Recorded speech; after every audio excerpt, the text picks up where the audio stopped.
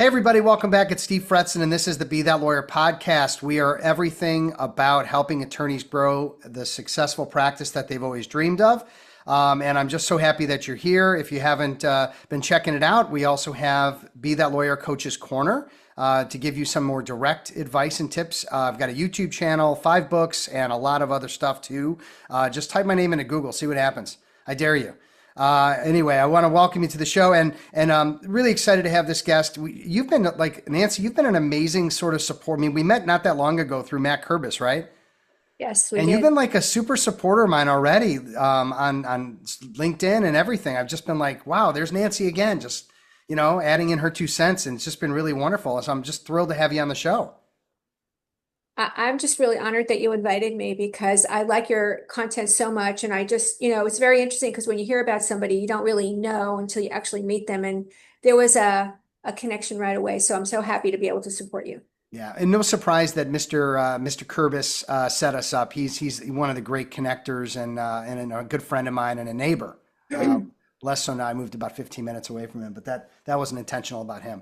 Hey everybody, we've got a great show. We're going to get to. I mean, if you want to really take a deep dive into business development and best practices and how to really do it with strategy and thought and tactics and planning, that's this is not going to be about winging it and at random acts of marketing. This is going to be getting into the weeds on best practices. And of course, we have to start with our quote of the show, which I love to do: how, not if. So welcome to the show again, and talk to us a little bit about that very short but powerful quote. So, yeah, thanks, Steve. You know, um, when I first started my business, it was a mind shift that needed to happen first. And there were so many millions of reasons about why it couldn't work and all of that. And I found the same thing happening with my clients too, that they had so many concerns and there was a lot of mind trash that was really preventing them. So I needed to have something that I could share with them that would get them out of all of that, deliberation and concerns and all of the excuses, and how not if became the way to explain it. In other words, this is not about if you can do it. This is about, we're going to only focus on how to get it done. Like Yeah. we're going to find the way. And that sort of became an easy way to help not only myself, but my clients too. Yeah. And I think that, like you're saying, there's so many different reasons to not take action because I'm busy, right? I have billable hours, I have a family, I have all these things. And then, hey, I'm a 35-year-old service partner. And then guess what? Now I'm a 50-year-old service partner. Well, why? Because of if, right? And just putting things off year after year. And, this show, I know the listeners, they're not those people. The people that listen to this show are action takers and they're interested in growth, and that's why I'm so fortunate to have such an amazing audience. And so let's dive into it. Everybody, Nancy Fox, CEO of WYZE Rainmakers, and give us a little background on how you came to be and how you ended up in this space working with law firms. Well, it's really interesting. It was never in my field of vision that was what was going to happen. I had a really good friend who was she was the marketing director, and her boss was the VP of marketing for CMO of a law firm, a big law firm here in California. And she was complaining a lot about their lawyers not, losing deals. And I said, I work with people on business development. Why don't we explore further? And she said, well, we really need to get on the call with my boss and everything. So the three of us would get on these calls, and these calls went on for about a month. And I would have all these directions and ideas and strategies. And there was always, oh, yeah, but, a yeah, but. And they were working with a lot of these big, strategists and rainmaking experts, but no, they were getting nowhere. And finally, I said, why don't you do this? I was living in New York at the time. I said, why don't you bring me in for a day? And all I'm going to do is I'm going to meet with every single person, every single lawyer in the practice group. It was the real estate practice group. And I'll just ask them questions and I'll talk to them. And if they want to hire me, great. If they don't, at least you're going to get some strategies and ideas, whether you ever engage me or not. And to a person, they all said, yeah, let's bring her in. And that's where it began. I started Yeah. working with a very big law firm here in California. They opened other offices in New York. So then I started working with the New York office. And I started working with a lot of lawyers at different stages of their careers. Some were new associates, or they wanted to be promoted. And others were senior partners who had just come into the firm and they had big goals that they had to hit. So it just began that way. Yeah. And then one thing leads to another. I mean, I'm sort of similar and never seeing sort of the path for legal and working in legal. I worked in over 50 industries other than legal. And again, when it took the recession of 2008 to kind of pull me in because lawyers started coming out of the woodwork. And look, I'm not trying to put fear in anybody's minds, but I think about 2008. I think about what's going on right now in the world, and maybe that's a good lead into our conversation today because there are service attorneys that just do everyone's work and they might be happy and they might be doing fine right now. Do you see that lack of concern as a concern for you? So I think that anytime that there is a contraction or a big change in the market, that there's a lot of concern and danger ahead, Mm-hmm. look at it that, but there's Yeah, also a huge opportunity. A lot of people got right. extremely successful out of the 2008, 9, 10 recession. And so I'm looking at ways for my clients to actually take advantage of what's going on. But the only thing that's really different about this time is that there's so much uncertainty. In other words, there's a lot of it's sort of mercurial right now. Things are going, every day is a different story, and that's a little challenging. And Mm-hmm. that means that people need to be a lot more agile. Agility is not necessarily what lawyers are trained in. Very few people are, but being agile and being flexible is something that I think all of us really need to look at. And it's those of us who can pivot a little bit or strategically look at opportunities differently. I think that's going to help a huge amount. Plus, I think we're living with AI, and Yeah. AI is just, we don't know a lot. There's going to be a shakeout in AI too. So we need to be prepared for that as Yeah. well. And I guess I'm leaning into this, this idea that you need to be your best advocate. And if, again, if you have your own clients, you have your own business, what this show is all about, be that lawyer. You have a real opportunity to be successful in difficult times and pivot and be agile, to your point. The other side of it is if you're relying on the 5 partners that feed you, and that's where your hours come from, and you really have no control over your career, the firm trajectory, again, that's your call. And I can only tell you from my experience in 2008 of why I got into this is that people lost their jobs and people are losing their jobs. I'm interviewing someone on the podcast that worked for the federal government in house, and guess what? She's had to pivot and figure it out, and it ain't easy. And there's a lot of people on the street right now that are looking for work. Um, but let's get into the people that are making efforts to really kind of choose their own luck and their own path. So what are some of the top mistakes that lawyers are making when they decide that it's time and that they're actively going to build their practice? Where are they kind of missing the boat? Well, I think the first mistake is, and by the way, to your very point, I think you're absolutely right. That I think if you're dependent on other people for your income and for your livelihood, it's very dangerous. And I think that a lot of lawyers, it's a knee-jerk reaction. It's like, where should I network? How am I going to get referrals? It's knee-jerk. So they ask their friends, and where should I network? And very often there's no strategy behind it. So they'll join a networking group, or they'll join a networking program, or they'll go out to different events without any strategy about who they really need to be meeting.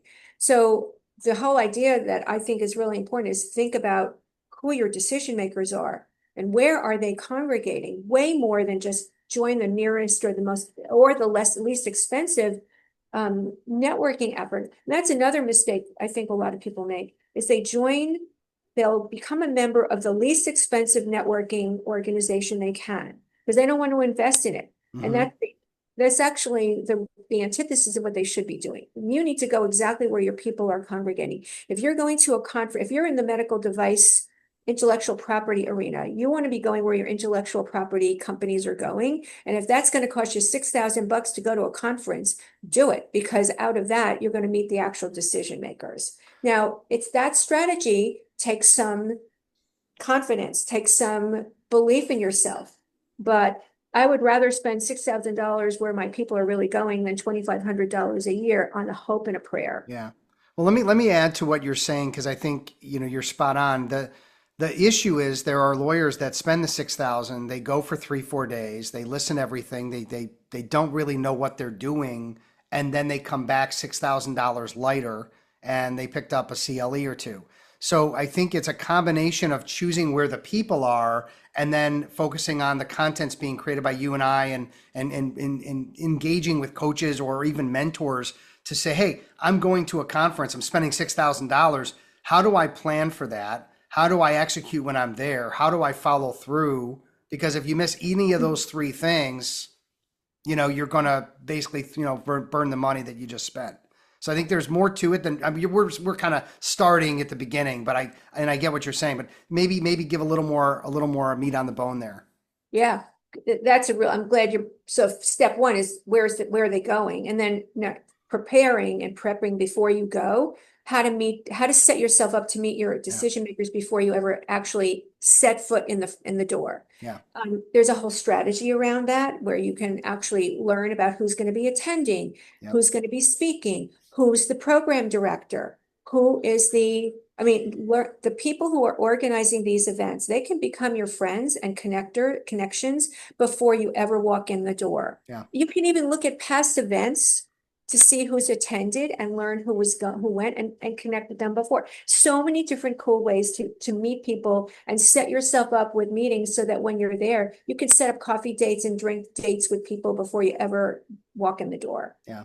Take some. But if so, is that the number one mistake? Is that they're not targeting where their people are and going there, or is there something bigger that you would say is like the number one mistake lawyers make in not building business or not growing their law practice? Well, I think, I don't know if I would call this a mistake, Steve. I would say that it's a very common thinking approach, a very common Okay. approach. And that is depending 100% on referrals. Yeah. I mean, it's everybody wants referrals. That's what most rainmaking programs are focused on, how to get referrals, how to build your referral circle. I'm all for that.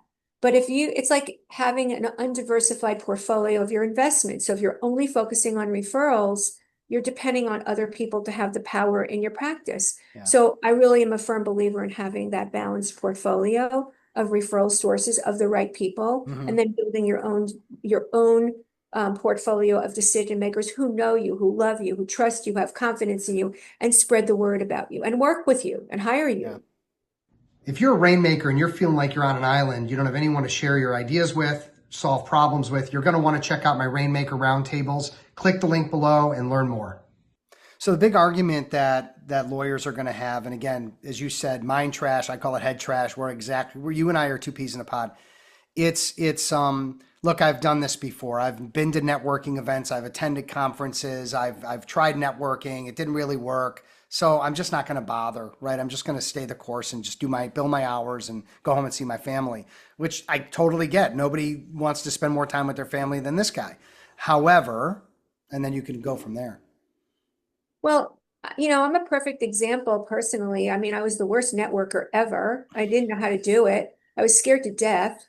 And I didn't have any credentials behind me other than from my previous industry, which had nothing to do with what I was going to be working with lawyers at all.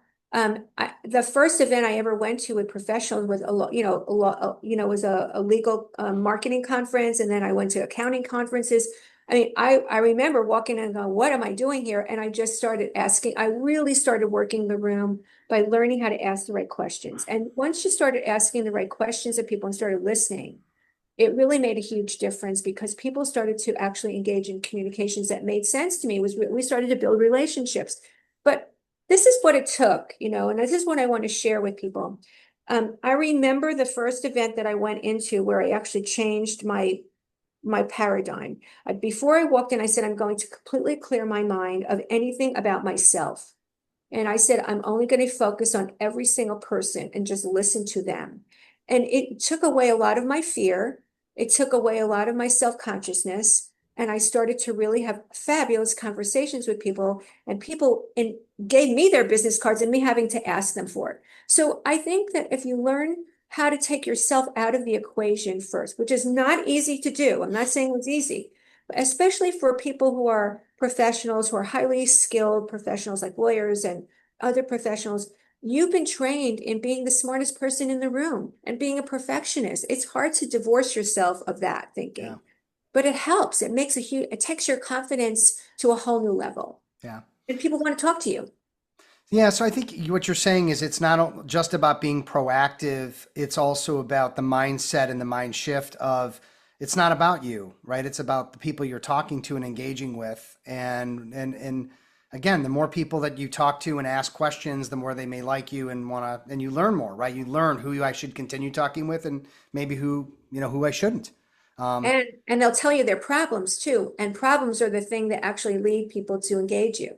Well, that and how you can help them even if they don't engage them, right? Somebody says they need a CPA. Well, I'm not a CPA. I'm not going to sell them CPA services, but geez, if I get them in front of a good CPA and they're happy, right? That's going to reflect positively. Action, absolutely. Being Yeah. a connector is something that, we hear a lot about it, but actually doing it effectively. I've had a lot of people be connectors that send me a lot of people that have very little relevance to what I do, Yeah. Oh right? God. Let's not, Doesn't that I tell don't you know I'm if we should go down that rabbit hole because you'll back? get me going. You will get me going. Yeah, but my point is that if you become a connector where you're really being strategic about it and you introduce the right people to each other, you become such a valued person in someone's network. They Yeah. want to talk to you. They love hanging out with you. Yeah. Let me give everybody a tip real quick on what Nancy and I are talking about. You think you have a great connection for me. All right. You've got someone that's in legal doing something and you don't talk to me first. You just make an email introduction. You don't know if I have a dozen people that do exactly what that person does. You don't know how busy I am. You don't know what my focus is. You just think you're being a great connector. But actually, what's going on behind the scenes is I'm kind of cussing you out because you're taking my time away from business and away from things that are my priorities to go talk to someone that I can't help. Maybe I don't want to meet. You don't know. So I got a referral this morning, someone from my podcast. Okay. Similar to Curbis, right? Said, Steve, do you want to meet Nancy about your pod? Yes. And thank you for talking to me first. And of course I want to meet Nancy. Don't just make the introduction because you just don't know. And that's just smart. It saves everybody. And don't just keep sending people connections that you think are good. Now, if you want to send business to people, you don't have to ask permission for that at all, right? If it's the right business. But you with me on this? Absolutely. In fact, the very, I'm so glad you brought this up, Steve, because I just sent a message to one of my lawyer colleagues because I have somebody that I want him to meet, but he knows somebody in that same sector. And I don't want to send her to him until I get his permission. And I just did that. So I'm waiting to hear back from him. To Yeah. your very point, you can really waste a while. You can irritate people unintentionally. Yeah. Good point. Yeah. So it's not, crazy. It's just a matter of maybe sometimes coaching people to who you want to meet. And again, if they send you an introduction and the introduction isn't spot on, just okay, so here we go. You ready? This is legit. I've just pulled this up. This is an email I wrote to someone recently. Thank you for the kind introduction or thoughtful introduction to Michael. I'll follow up with him this morning. If you wouldn't mind, please run all email intros by me first before making them directly. Business is strong and I don't always have time to network or help folks being sent my way. I'm really focused only meeting with prospective clients and high profile rainmakers. Again, appreciate you and your networking prowess. Hope the family as well. So I'm not being mean about it, right? I I'm love being it. pretty diplomatic, but I'm also coaching him a little bit subtly saying, you're the best. However, let's do this a little differently because you just don't know what's going on with me behind the scenes. I, I love the way you phrase that. We think very much alike, and this is a connecting of the dots kind of process. You have to sort of think it through before you just throw people at other people. And Yeah. intentions might be right, but we are very busy and we do want to meet the right people. Yeah. So I'm very much of the right people mindset, just the way you are. Yeah. And again, but part of this is, just understanding strategies and understanding networking best practices. And the thing that I would say, and lawyers that are listening to this have heard me say it maybe ad nauseum, is, become a student of the game. I mean, the way that you're doing things now. All right, you said earlier that no one was a worse networker than you. I would argue that maybe I was. And I started my book on networking saying no one has wasted more time networking than this guy. But we're not the same 5 years, 10 years, 20 years later than we were, right? Why? Well, because we became students of the game. We listened to people. We went to presentations. We listened to books on tape. We did all this stuff to be in a position to continue to get better. And I don't know that lawyers are doing that at the level they should. Hey everybody, do you ever wonder why top executives and athletes are so successful? It's typically because they have a coach, someone that is looking at them from the outside to identify their gaps, identify their potential. That's what I do. I'm Steve Fretzin, and I'm here to help you be that lawyer. If you're interested in a free consultation, click the link below and we'll get together and we'll identify where you can make improvements to be that lawyer. That's an interesting point. I think lawyers do have to do a lot of learning through, they need CLE, they have to constantly keep developing themselves, but they do it in their legal practice, yes.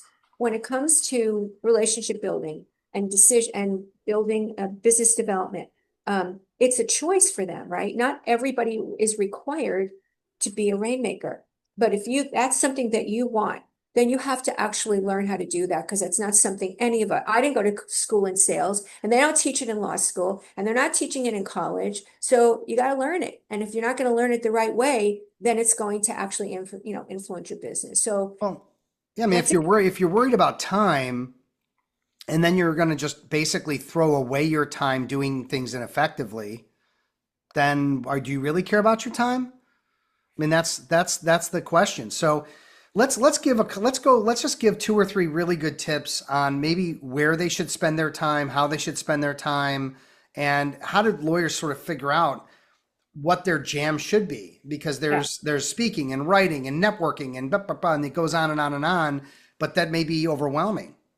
Okay, so I was just going to say, here's a tip. Here's another one of my phrases. It's DCA, daily consistent activity. But daily consistent activity in rainmaking or business development is 15 minutes. I believe in 15-minute chunks. So 15 minutes a day, you send a few emails to people who are either in your referral circle or people you've met at networking and you want to follow up with them, or you want to just build a relationship because you think they might be really good. They have a good circle of influence. Those are good people, even if it's just 15 minutes a day. Another 15 minutes can be just right. You don't even have to do posting, by the way, on LinkedIn.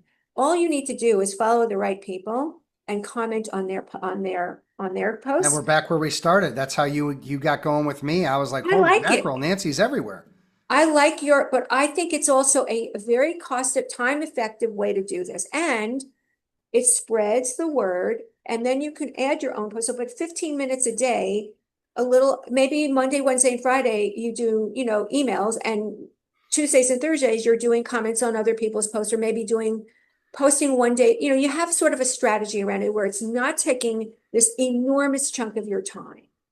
If you do it in bite-sized pieces, you can do an awful lot in 15 minutes. Yeah. No, agreed.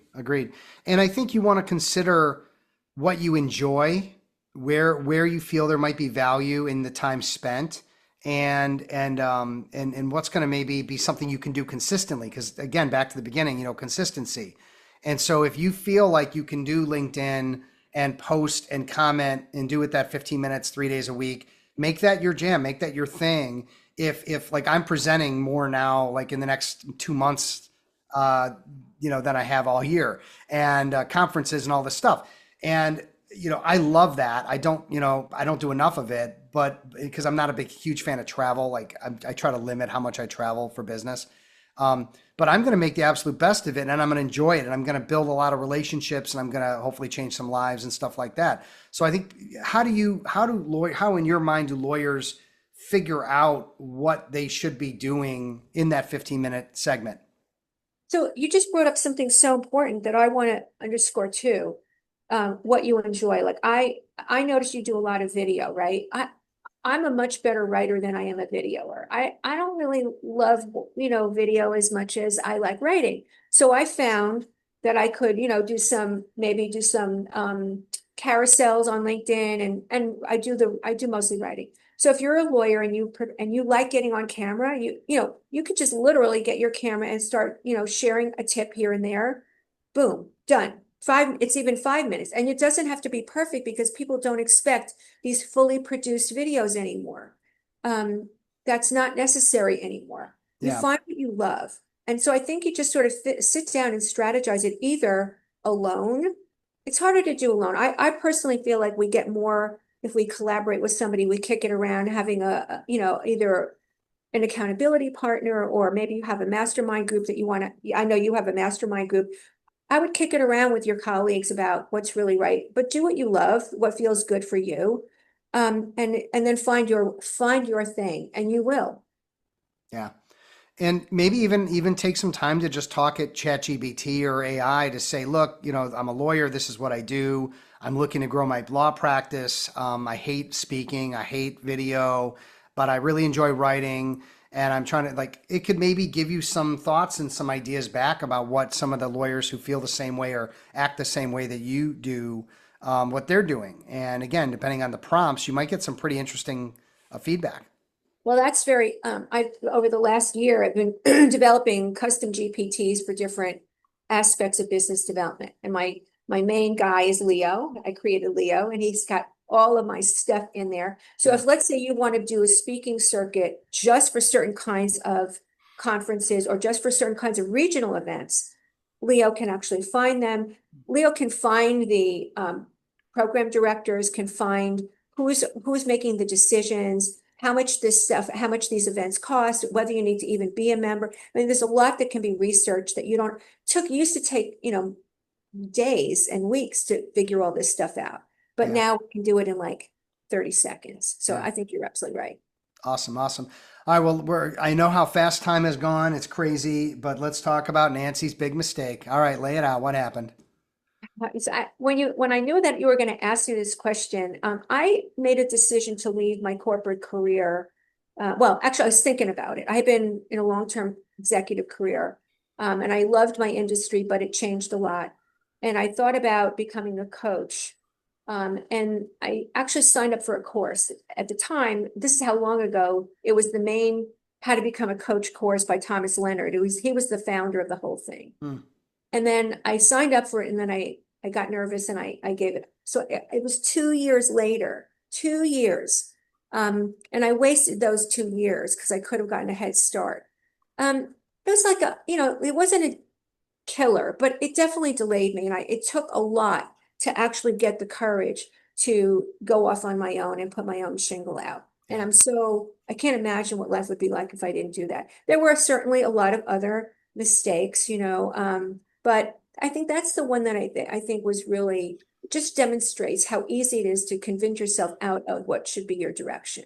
Yeah. Well, I'm glad that you were able to pull the courage, to do it and fulfill it, because you're helping a lot of people and people that really need what you and I are doing, and how we're helping an industry that's, grossly underserved on the business end of the stick, coming out of law school and at the law firm level. So kudos on that. Let's take a few minutes, let's take about 5 hours and talk about our sponsors. No, let's take a few moments and talk about our sponsors. Rankings.io, everybody. If you're looking to get things to the next level with your SEO, pay-per-click, social media, check out Rankings.io. They are top shelf. The Lawher podcast, that might be a good one for you. I'll maybe, have you heard of that with Sonia No, Palmer? Okay, well we got to change that. Now you have. So okay. check out Lawher, and I'll talk to Sonia about seeing what her Thank schedule you. looks like. And then Legalverse Media, everybody. That's a newer place to go to get great content on a more international legal scale. But check that out. I think you'll really enjoy it. Nancy, people want to get in touch with you. They want to hear more about how you're helping lawyers and law firms. What are the best ways to reach you? So I have a website. My LinkedIn profile is probably the most comprehensive of everything. It's the easiest, and the only Nancy Fox Wise, WYZE on LinkedIn.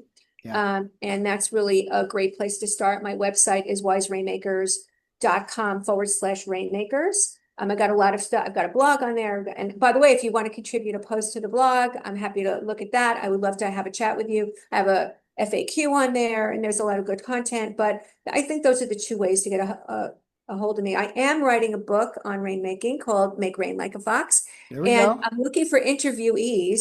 And the book is really a combination of the mindset and the tactical and strategic on rainmaking, putting those two things together. So I'm looking for interviewees, Well, Steve, me, or you want to talk to rainmakers and Rainmaker. Well, and you're a rainmakers? Rainmaker, and yes, I'm Well, looking. I'm 100% on board, and I don't know if you know this, but there's a book called "Be That Lawyer: 101 Top Rainmaker I Secrets to do. Growing a I do. I Successful Outbreak." checked A it out. shameless, don't mind the shameless plug. It just happens.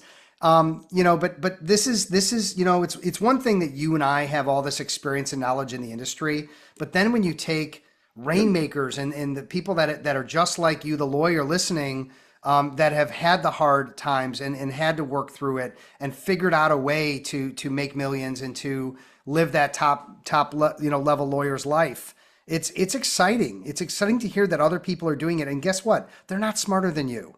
You're just as smart as they are. They just figured out a system. They got a coach. They did something that you haven't done yet. And that's probably what may determine why they're in the book and you're not yet. But maybe there'll be a part two. Who knows? But anyway, but Nancy, that sounds fantastic. Is that no, network like a fox? That's behind you. So this is going to be like another like a Yeah. fox? Network like a Fox is obviously about meeting the right people. Yeah, And this is going to be about the entire rainmaking process sure. in the era of AI and digital, relationship building and all Yeah. that. But it's really, the mindset piece of it included in this is really where I got really excited about sharing something new around that. Yeah. All right. Well, fantastic. Well, thanks for being a guest and thanks for, being a fan of the show and my I social am. posts and all that. And I'm hoping that there's a lot more that you and I can collaborate on because we both live in a world of abundance and understanding that, we're stronger together than apart. Absolutely. I'm so appreciative that you invited me on because this is a great conversation. You do a lot of great conversations. I've really been enjoying them. And thanks so much for having me. I appreciate it. And Yeah. thank you for your listeners for listening in. Yeah, they're the best. And I get people all the time telling me what you're saying, which just, my ego aside, right? I'm just happy that they're getting, as much value out of it. And I listen to my own shows too, by the way, and I'm still, hearing it for a second time to pull out an idea or two that I can use or share with my clients. So, hey, thank you everybody for hanging out with Nancy and I for the last 30 minutes. Hopefully you're working to, be that organized and be that smart and be that lawyer, confident, organized, and a skilled rainmaker. Take care, everybody. Be safe, be well. Talk again soon. Are you ever curious what's really holding you back in business development? Sometimes it's hard to see the label from the inside of the bottle. I'm Steve Fretzin, and I can help you grow your book of business. Get a 30-minute free consultation with me. We'll identify gaps, identify your potential, and let's take it to the next level so you can be that lawyer. Click the link below for a free consultation.